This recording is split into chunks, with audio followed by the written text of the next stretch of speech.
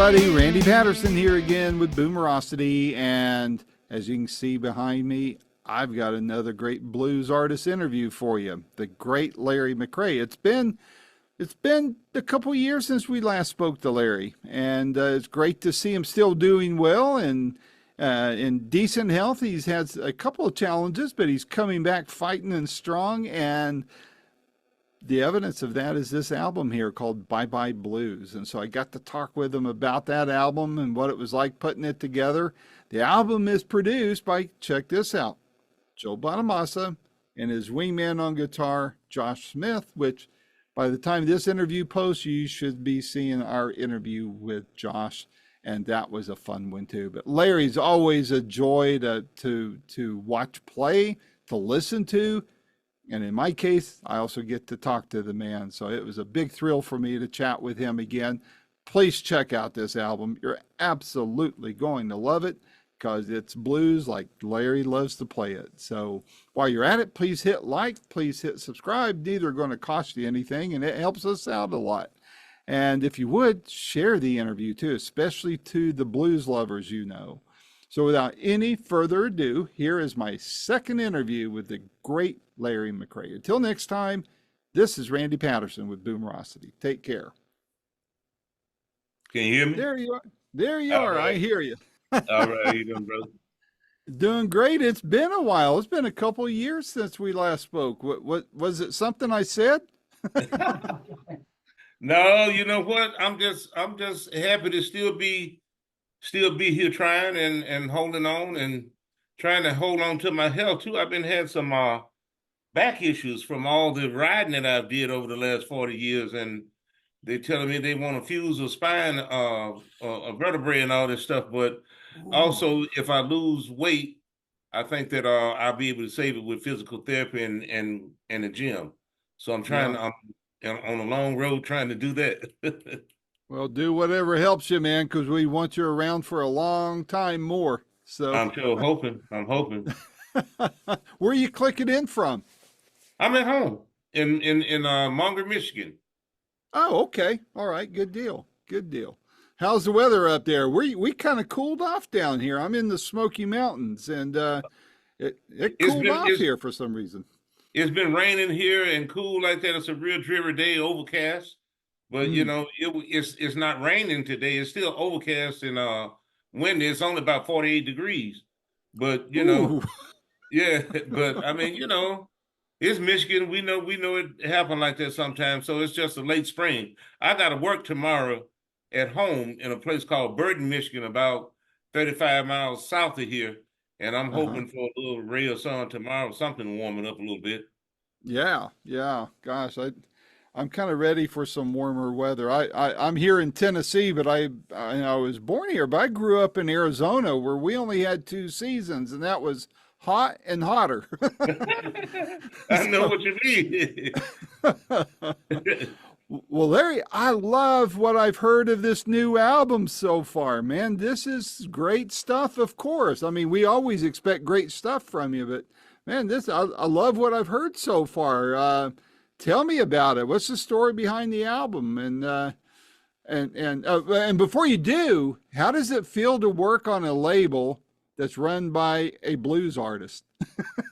Well, you know what? It's a blissful situation because you don't have to explain yourself or try to interpret anything for anybody. You know, everybody's on board on the same team, and it makes a big difference.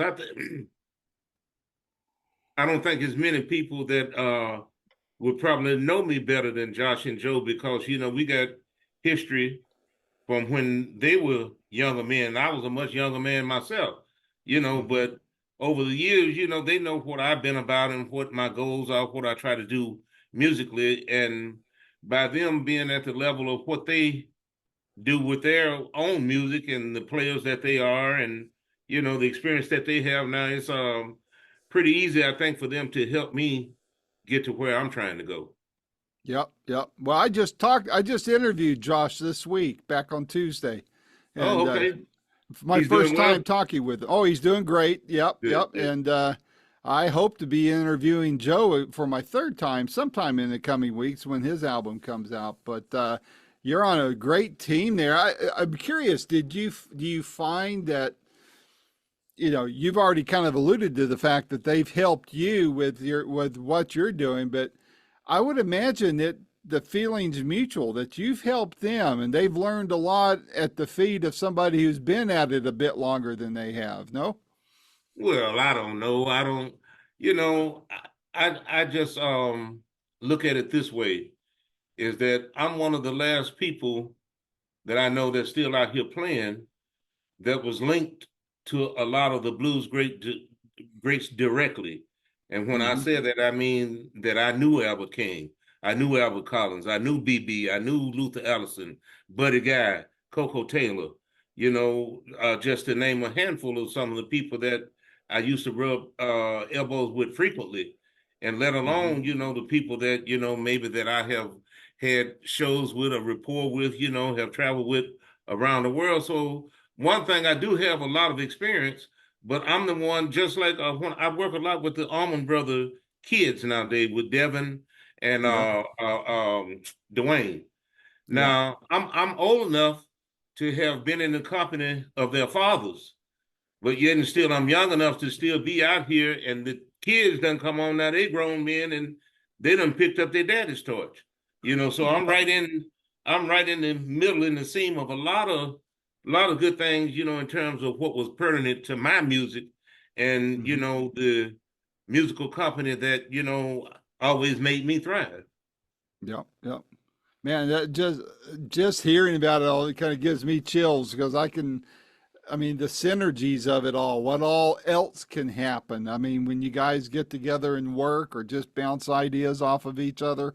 I mean, I'm not a musician, but as a consumer of your work and what you all do, man, it excites me to know that there's a lot of possibilities still that can happen, and Oh, I'm that I'm it's all so I'm good. so hopeful. My biggest regret is that it took me as long as it did to get to this circle, to get in this situation. And I wanted to make mention too, one of my very early influences and comrade was the late great Gary Moore. And Yeah. my first tour of being on the big stage was with Gary Moore. I opened Gary Moore in a lot of cities in Europe doing the Still Got the Blues tour. I was Mm-hmm. doing Point Blank Records at the time, and those were some good days to be a blues musician back in the early '90s. Late '80s, early '90s. It was still a lot of the blues greats out there playing, and I was the young buck on the scene. And I was getting a chance to rub elbows with a lot of my heroes. Yep. Yep. And boy, that's a talent that left us far too soon, isn't it? The Oh truth, man. yeah, oh He was yeah. awesome. I just got a notice in the email today from one of my other publicist friends. I guess they're releasing a live album of Gary's from one of his performances. I forget where it was. I just Uh-huh. glanced at it because I was finishing my prep for this talk. But man, I hope that there's still some good stuff in the archives that hasn't been heard yet. That would be really cool from Gary. That is. That that But that would be cool. I don't know what about him or whatever now, but he had a son that was playing guitar that was just a baby when I was there doing, what I'm talking about, back in those days when yeah. Oh Pretty Woman from Mm-hmm. Albert King was one of the featured ones on his album, and he was doing Traveling South and Too Tired from Albert Collins. And Mm-hmm. at the Hammersmith Odeon, all three of them were there: Albert Collins, Albert Wow. King, Gary Moore, and I was the support band that opened up all the chaos that night. Wow. My goodness. They're Yeah. just yeah. Are you going to write a book? I mean, the stories you could tell, man. That you could write a 2 or 3 volume book on this, Larry. You should seriously consider that. Well, I'm really hopeful of putting out an autobiography. And I would like to tell stories about James Cotton and Hubert Sumlin. And I went down to South America with them in the early '90s with just the two of them. And I took care of all of our registrations and everything. All the checking in and all that stuff. I was honored to do that stuff because, like I said, I was hanging out with my heroes, man. And from them days on, anywhere I would see Hubert or James, if it was, any playing or any gigging to be done, I was always put right to the stage with them, and I was glad to get a chance to go. Yeah, wow. Did you ever do any work? I should know this, but I don't. Did you ever do any work on Chess Records or any, sitting in with any of those guys? No, I never got a chance to make any of these sessions, although I was very friendly with, some of the Dixon kids. Me and Bobby Dixon, Bush Mm-hmm. Dixon, Shirley Dixon, Freddie, we all were friends. And, Mm-hmm. it's just unfortunate that a whole lot of people who I wish I could have worked with, the opportunity never came about. I played with Lazy Lester for a number of years in the 80s, and I never got a chance to record on the big scale with Lester. We made some home recordings in Michigan once, with a friend of ours. He had a little home studio set up, and we went out there and recorded some stuff.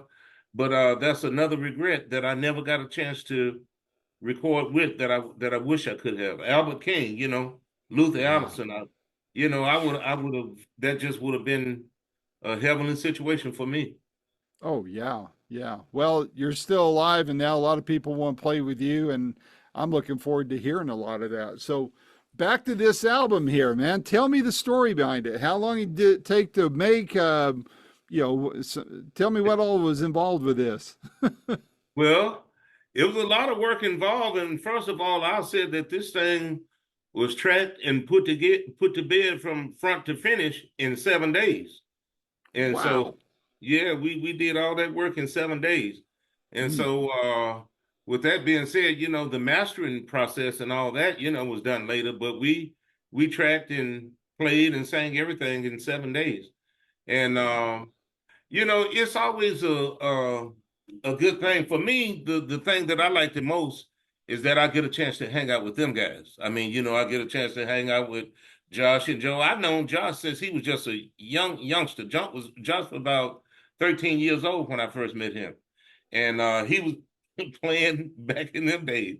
But beyond that, I really do appreciate it because for me it's full circle. I know him as a child. Now I know him as a grown man, and am amazed to see where that little guy who I knew back then, how far he have come along, and how he have established himself in the music world. You know what I'm saying? I'm just so happy to be able to see that and to be part of it from time to time.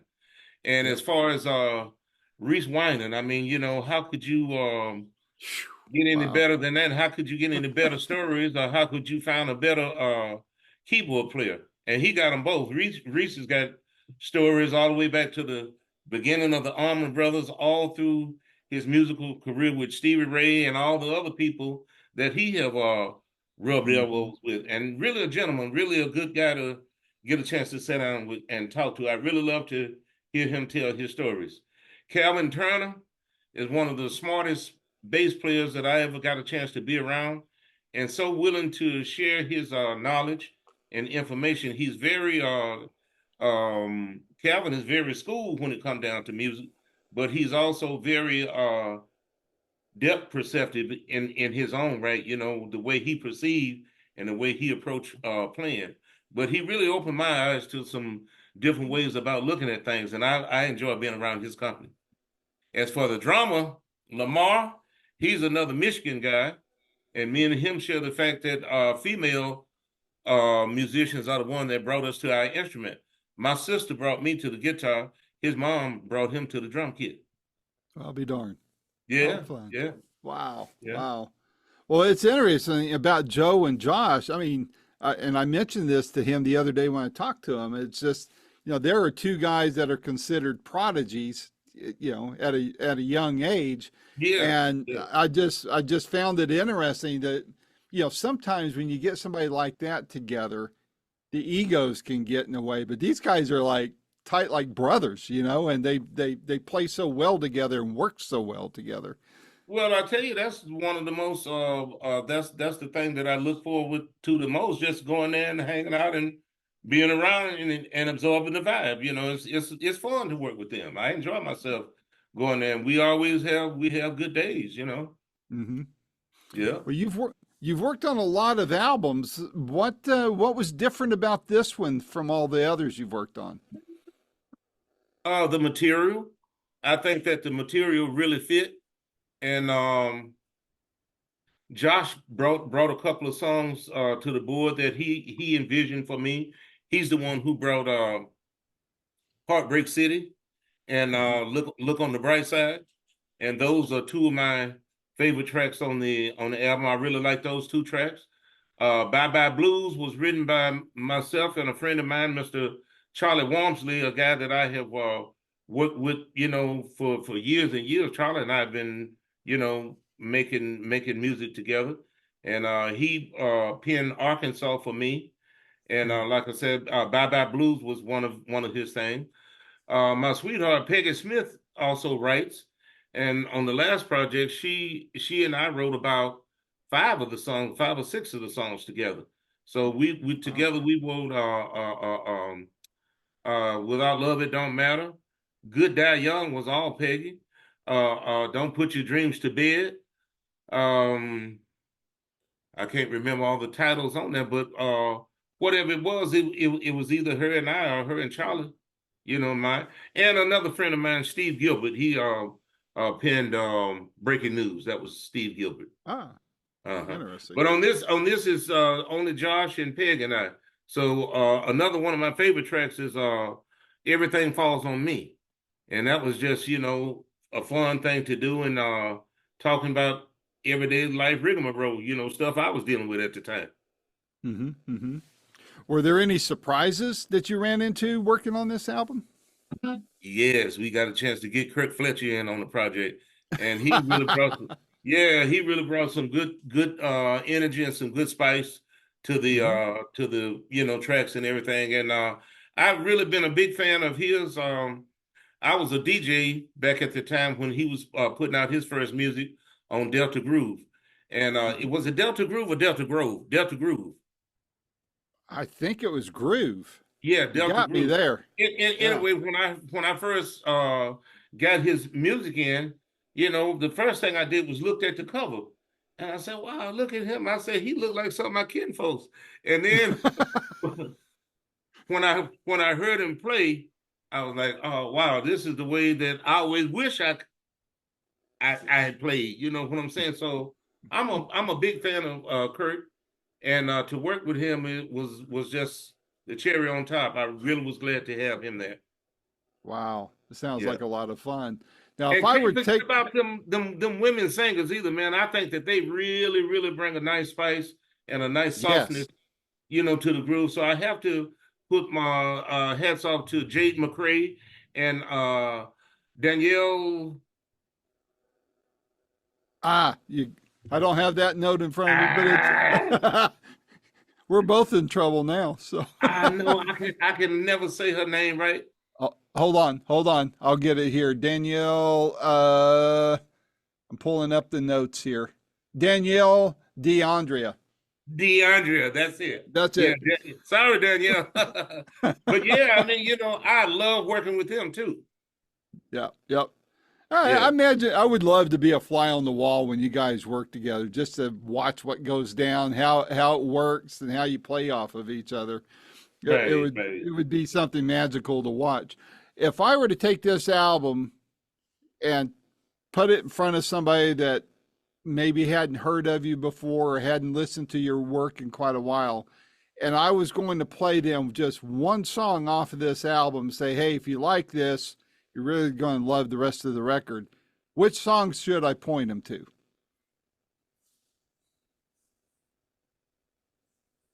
I would say, can I give you three?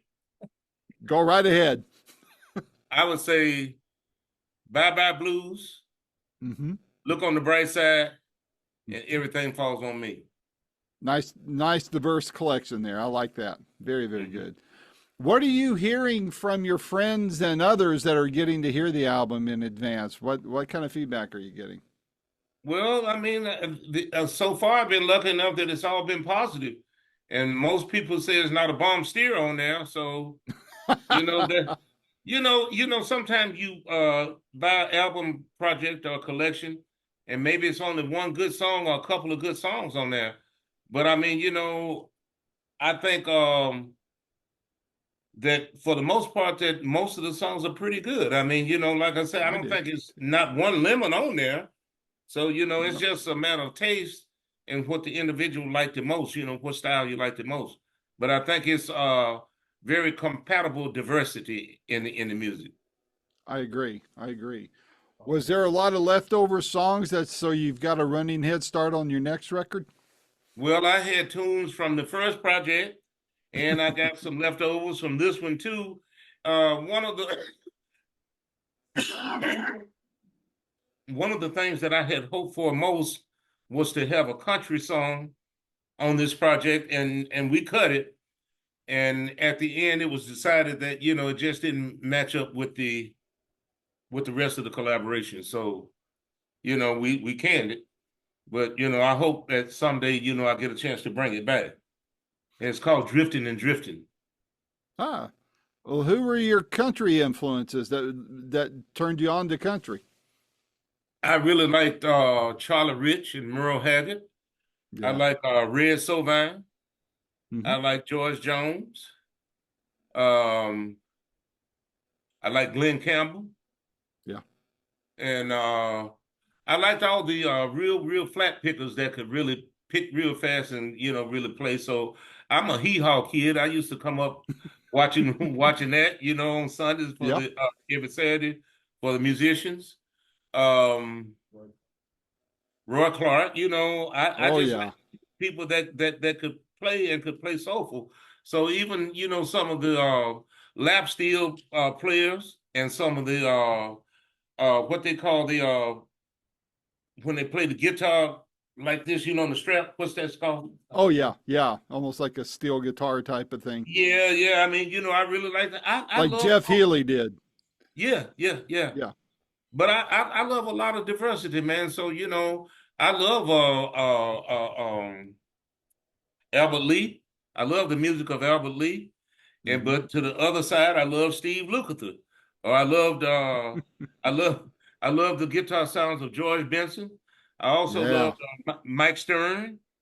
Hmm. Larry Carlton was one of my biggest. I fell in love with Larry's music in the early '70s. You know what I'm saying? And Hmm. so Hmm. I'm all over the place, man. But I just try to steal a little bit from each situation and make it my own. And I Yeah. know if I make it my own, it's gonna come out one thing. Everything I see is blue. I relate everything I see, play, and do to the blues. But the thing that changes is the tempo. It's not Yeah. all slow blues, or it's not all fast stuff, or it's not all. But it's a melting pot of all the music that I love and the different artists that I've been influenced by. Well, you mentioned Steve Lukather. I've interviewed him more than I've interviewed anybody else. Great guy. You never know what you're going to get out of him, that's for sure. No filter. But if you like Luke, you'll love this. He's good friends with this guy I'm about to mention too. His name is Andy Timmons. Are you familiar with Andy? Yes, I know Andy Timmons' work. Yeah, Yeah, yeah. yeah. He and I are good Robin Ford friends. too. I like Robin. Like Yeah, Robin, but yeah, love Robin yeah. music. Yeah, yeah. Well, the theme song I use for my show is called "Roll the Dice," and it's written and played and recorded by a good friend of Andy's. In fact, I was introduced to this guy by Andy. He's not very well known, but he's big in the uh, Dallas area, and his name is Quentin Hope. And Oh, okay. he's a great guitarist. Check out some of his work sometimes. So, but well, what's on your radar in the coming months and for the rest of the year? Well, I plan on doing some touring with my own group, and I'm going to be part of Devin Almond's Blues Summit, and All that's going right. to, yep, that's going to go on the road. It's about 20 something dates. I don't know exactly how many, but it's over 20 dates, and Mm-hmm. it's going to be myself, Kingfish Ingram, Oh, Robert wow. Randolph, Jimmy Hall, and Sierra Green. Wow. So Man, we're going to take that to the road, I and love then Kingfish Paul. work, man. Oh yeah, he's a bad young man. Yep, yep. Another young man I've known for a long time. Yeah, I think he was supposed to be. I don't think he showed up, but I caught the Jimi Hendrix Experience Hendrix tour that Jimmy's kid sister, or stepsister, put out there, Janie, and she had a bunch of players on there. She had Kenny Wayne and several others in there playing. And I've interviewed Kingfisher once, but man, I just love what he brings to the table in the blues, man. Yeah, he's a talented young man. Yeah, he'll carry the mantle after when us old timers are gone, right? So, well, long term, what long term, what do you want to accomplish after you got the touring going this year? What do you want to do next, recording wise? I just hope to keep, putting out good music. And hopefully what I'm putting out is good music. But It is. I just hope to get deeper into my own thoughts and to share with people stuff that I've had on my mind for the longest, but never had nobody to help me produce. So rhythmically, I got, some more diversity. I mean, this is not nothing strange rhythmically. I think that it's compatible with blues and soul music, but I got some soul grooves that I don't think most people have played the blues to. And I just would like to try to expose some different groove maybe than what you might expect. That's the thing that I like the most about writing music, is that you can change the predictability of the music. Yeah. A lot of people say, okay, you play the blues, okay, I know, 1-4-5, No, but it don't necessarily have to go that way. You limit it to your own mind and to your own way of thinking. If you think it can't go no further, it can't go no further. That's right. That's right. Well, I remember watching you. I saw you perform one time, Larry. It was right in my backyard, practically in Maryville, Tennessee. You stopped there, I don't know, 7-8 years ago.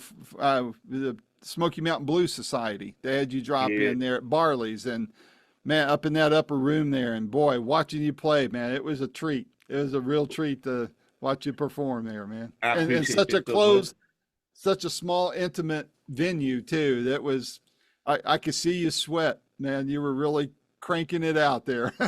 And that's some of my favorite places to come and play. I love Herman, Herman Long. I kind of know him, but I'm not close to him now. But you know who he is. You know who I mean. Yeah, long hair. He's been a great friend for a long time, and I just hope everybody's well. We ain't been to Maryville in a long time, but he used to bring us quite often, back in the days. I must have been there at least a half a dozen times. So, I just hope he's well. I hope he's listening. And big shout out. I got to try to get him on the telephone and see how he's doing. Yeah. Now, I haven't seen those guys since before the pandemic. So I need to get back into the groove of it. I know in the summers they're going to start up the blues cruises again, where they get on that big paddle boat and go up and down the river by the Vols Stadium there and all that near. But Matt, hey, Larry, it's been great to talk to you again. And please know that my door is always open to you, man. Anything you got coming out that you need to get help to get the word out, I want to help you with it, man. So we'll set one of these up, and hopefully you'll be coming through here and I can shake your hand again in person. For sure. Let them know that the summit is coming. Devin Allman's Summit is going on the road August 4th. And each one of those artists is going to be a CD release behind it also, because everybody will have a track on the CD, the Blues Summit. Oh, yeah. Probably be volume 1. I would imagine he might do it again. So, it's going to be music in relation to that also. Very cool. I'll definitely check that out. So, well, listen, you take care of yourself, because I want you around a lot longer and hear a lot more music out of you, okay? My friend, I can't wait to get to Tennessee again and shake your hand. All right. Sounds good, buddy. Take care, and God bless. God bless.